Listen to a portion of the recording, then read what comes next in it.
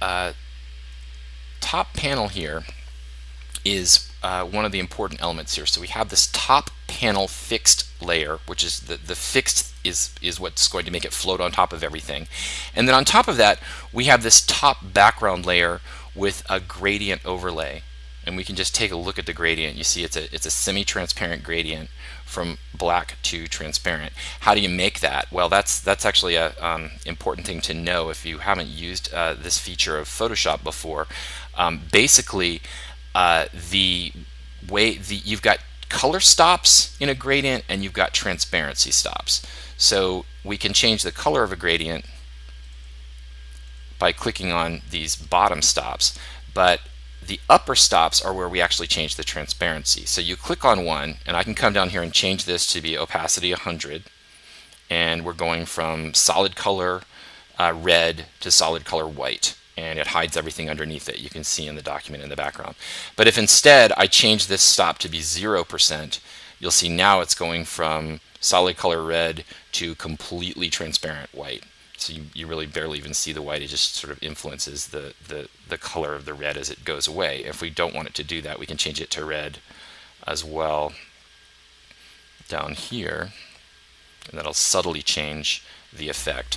But the main thing here is you can also do this by creating a semi-transparent tile in Photoshop, but that's a little more involved process. I find gradients a lot easier for this sort of shadowy effect, disappearing off the top of the page effect. And again, when you open up SiteGrinder, you will have the opportunity in the compression panel to set the compression for the background layer here, and you'll want to set it to PNG 24. And then finally, there's actually one other thing that you need to do, because SiteGrinder uses the way these things appear in the document when it renders. And notice what happens if I set my fill to 100. Whoops. Let me switch back to Photoshop here. When I set my fill to 100, it obscures everything, because it actually makes the sort of background of our layer 100% opaque. But if I drop that down, then all we see is the effect. And so you need to do that to get the correct effect here, and you need to set your panel's fill to 0% as well. So for this kind of repeating gradient tile that's also semi-transparent and goes from both sides, goes from one side of the browser window to the other, those are sort of the steps. And again, this is all covered in the wiki for the fixed hint, and also there are a lot of new examples, by the way, on the footer documentation page. That page has been completely rewritten and includes a number of different examples and approaches. So again, the panel, being reminded to remind you that the panel layer does need to extend all the way from the left to the right of the browser window for SiteGrinder to assume that you want it to repeat all the way to the edges of the browser window, no matter how wide the browser gets. Otherwise, you'll get one like what we were looking at before, which is just sort of there, like a little island, but it doesn't extend to the edges of the browser window.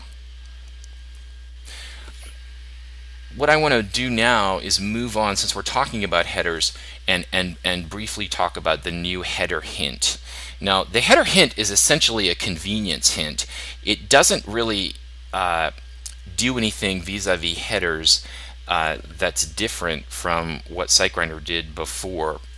What it does is just make that easier.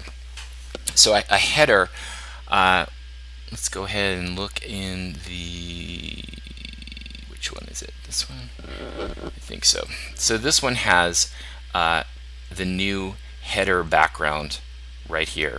So I'm going to hide everything else so you can see what it is. So prior to SiteGrinder 3.5, you could have had this exact same layer and named it browser-background, and it would have had exactly the same effect. But it would have been a little trickier to use. Basically, the way that you tell browser backgrounds how they're supposed to repeat is by carefully positioning them. And so for a header effect, you position it touching the top, the left, and the right of the Photoshop document. Header background doesn't have that requirement. Header background knows whatever this tile or gradient is on this layer should just repeat at the top of the page. So it's more convenient by a little bit than the browser background layer. But what's what's more important is that it now frees up your browser background layer.